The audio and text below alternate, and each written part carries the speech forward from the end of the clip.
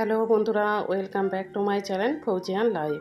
আমি আমার ভিডিও এখান থেকেই শুরু করছি। আজকে আমি বানাবো রসগোল্লা। আর বেঙ্গলি রসগোল্লা তো ফেমাস, সবাই জানো।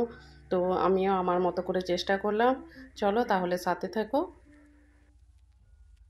সকাল সকাল ছেলের বায়না হচ্ছে আইসক্রিম চাই। এই আইসক্রিমের প্যাকেটটা আমরা এনেছিলাম বাইরে থেকে, আর এটা খুব সুন্দর খেতে।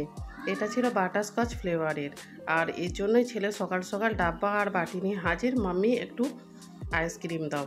তো ওকে আমি মানা করলাম, কিন্তু তাও শুনলো না। তো একটু অন্তত দিতেই হবে, তো অল্প করেই ওকে দিয়ে দিলাম।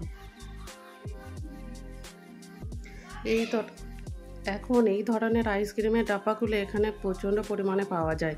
আর এই ছোট ছোট কোন, ওগুলো তো বেশিরভাগ দোকানে থাকেই না। তো তার জন্য এরকম ফ্যামিলি প্যাক নিয়ে চলে আসি। এখানে সকাল সকাল বানাবো ব্রেকফাস্ট। বাড়ির সমস্ত কাজ করে নিয়ে তারপরে ব্রেকফাস্টটা বানালাম। বর ডিউটিতে চলে গেছে, আর ছেলে আর আমি দুজন মিলেই বাড়িতে আছি। তো ভাবলাম আজকে একটু পরোটা আর আন্ডা ভুজিয়া, মানে ডিমের ভাজা টাইপের করে নেবো।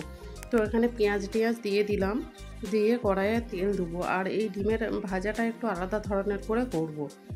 এই ডিমের ভাজাতে দিয়ে দিলাম ছোট ছোট আলু কুচিয়ে রাখা। আলুটাকে ভালোভাবে ভেজে আর পেঁয়াজ আর ডিমটাকে দিয়ে দিলাম। এরপর ডিমটা ভাজতে ভাজতেই একটু জিরে পাউডার দিয়ে দিলাম, আর সাথে একটু গরম মশলাও দিয়ে আর এইভাবে ভেজে নিয়েছিলাম। এই যে আমার ব্রেকফাস্ট রেডি হয়ে গেছে। ব্রেকফাস্ট দিতে যে দেখলাম যে এইখানে কতগুলো হাজির হয়েছে মহাশয়েরা। তো ওরাও এখানে খুব জল তেষ্টা পেয়েছে। তো ওখানে হাঁড়ি রাখা আছে, ওই পাখিদের খাওয়ার জন্যই ওই হাঁড়িটা রেখেছি। এখানে যেহেতু মানে প্রত্যেকটা বাড়ির সামনেই এরকম মাটির হাঁড়ি বা যে কোনো একটা জায়গাতে পাখিদের বা পশু পাখিদের বিভিন্ন মানে জন্তু জানোয়ারদের জন্য এখানে এরকমভাবেই বাটি রাখা হয়। বাটি বা যে কোনো পাত্রে এরকম জল রাখা হয়। তো আমরাও রেখে দিয়েছিলাম। তো ওরা ওখানে জল খাচ্ছিল, আর এই দিকে আমি এসে এই জায়গাটা একটু পরিষ্কার করলাম। তো এগুলো অনেক দিন ধরে পড়েছিল, ধুলো পড়ে গিয়েছিল। এমনি যখন ধুলিঝড় হয় তখন একবার করে ঝাড়া পোছা হয়, তবুও প্রতিদিনে যে ধুলো ময়লাটা থাকে না, সেইটা এইখানেই কন্টিনিউ পড়ে থাকে। আর এইখানে ধুলো মানে তো বীভৎস ধুলো একদম। প্রত্যেকটা দিন ঝাড়লেও মনে হয় যে কতদিন মনে হয় বাড়ি পরিষ্কার করি না। তো এইখানটা একটু পরিষ্কার করেই দুপুরে রান্নাবান্নার দিকে চলে গিয়েছিলাম।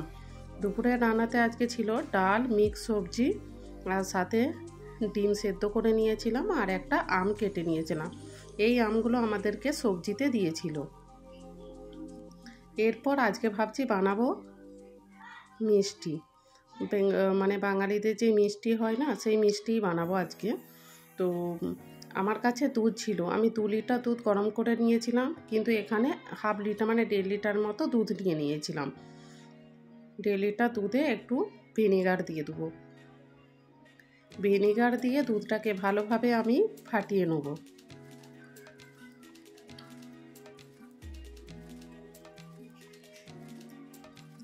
এটা আমি প্যাকেট দুধে বানাচ্ছি, কিন্তু এমনি বাড়ির যে গরুর দুধ হয় না, তো ওইটাতেও বানালে এই মিষ্টিগুলো অসাধারণ খেতে লাগে। প্যাকেট দুধে একটু মানে টাইট হয়ে যায় মিষ্টিটা। তো এমনিতে খেতে খুবই ভালো লাগে, একদম মনে হয় না যে মানে নিজে হাতে বানানো, বাড়ির বানানো মনে হয় দোকানের মতোই টেস্ট। তো আর অনেকে যেহেতু দুধ দেয়, প্রত্যেক দিন 1 লিটার করে দুধ দেয়, অতটা দুধ তো আর খাওয়া হয় না প্রতিদিন। তো দুধ একসঙ্গে জমিয়ে এইভাবে মিষ্টি, রসমালাই মাঝে মধ্যে করেই থাকি। এই দেখো দুধটা ছানা কাটানোর পর একটু ভালো করে জল দিয়ে ছানাটাকে ভালো করে ধুয়ে আর এই পাতলা কাপড়টা দিয়ে বেঁধে আর কিছুক্ষণ রেখে দেবো। অনেকেই বলে আধা ঘন্টা 1 ঘন্টা রাখতে হয়, কিন্তু আমার মনে হয় বেশিক্ষণ নয়, জলটা ঝরানোর পরই এরকমভাবে ছানাটাকে তুলে নেওয়াই ভালো। বেশি জল ঝরানোও চলবে না, কারণ জলটা একটু হালকা থাকতে হবে, তবেই মানে ছানাটা ভালোভাবে মাখা যাবে। আর একটা তেল টাইপের আছে, সেই তেলটা বেরিয়ে আসবে। আর এইভাবে মেখে নিতে হবে হাতে করে। তো এইটাকে মিনিমাম 15 মিনিট এরকমভাবে মাশালেই তারপরেই এরকমভাবে একটা ডো তৈরি হয়ে যাবে। ওইদিকে আমি কড়াতে জল দিয়ে দিলাম। এরকম এই বড় কাপের আমি 3 কাপ জল দিয়ে দিয়েছি, আর 1 কাপ চিনি দিয়ে দিয়েছিলাম। কারণ এই জলটা খুব একটা মানে এই রসটা খুব একটা গাঢ় হবে না।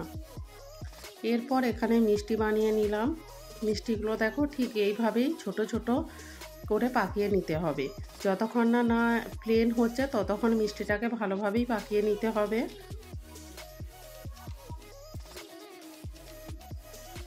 আর একটুও ক্র্যাক থাকা চলবে না। ক্র্যাক থাকলে ভালো হবে না মিষ্টি, কারণ হচ্ছে মিষ্টিটায় ক্র্যাক থাকলে জলে যখনই দেবো তারপরই মিষ্টিটা ফেটে যাবে।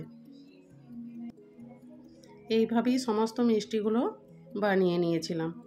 এরপর দেখো এখানে জল গরম হয়ে যেতেই মিষ্টিগুলোকে আমি ছেড়ে দিয়েছিলাম, দিয়ে ভালোভাবে ঢাকা দিয়ে 15 মিনিট এরকমভাবে ফুটিয়ে নিয়েছিলাম। দেখো কত বড় বড় হয়ে গেছে মিষ্টিগুলো। এইভাবে আরও গ্যাস কমিয়ে আরও 10 মিনিট আমি মিষ্টিগুলোকে হতে দেবো। আর মাঝে মাঝে এরকমভাবে একটু করে উল্টিয়ে দিতে হবে, যাতে সমস্ত চারদিকটাতেই ভালোভাবে সেদ্ধ হয়ে যায়। এরপর আর একটা জায়গাতে আমি 3 কাপ জল দিয়ে দিয়েছিলাম।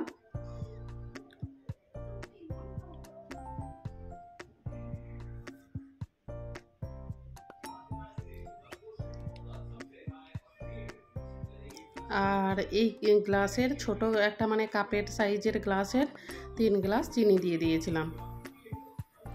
এরপর এই রসটাকে ভালোভাবে ফুটোতে দেবো, আর সাথে আমি 2টো এলাচও দিয়ে দিয়েছিলাম। আর এই মিষ্টির রসটাকে অনেকটা গাঢ় টাইপের করে নেব। এই দেখো গাঢ় হয়ে গেছে, তারের মতো দেখা দিচ্ছে, তখনই আমি বাকি মিষ্টিগুলো এরপর দিয়ে দেবো। ওই রসটা থেকে তুলে এনে তারপরে এই রসটাতে দিয়ে দেবো, কারণ ওই রসটা অনেকটাই পাতলা ছিল, আর ওইটা শুধু মিষ্টিটা সিদ্ধ করার জন্য, আর এইটা একটু গাঢ় রস, যাতে মিষ্টিটা আর একটু ভালোভাবে মিষ্টি হয়। তো দেখো আমি এখানে গ্যাসটা বন্ধ করে তারপরে মিষ্টিগুলোকে ছেড়ে দিলাম।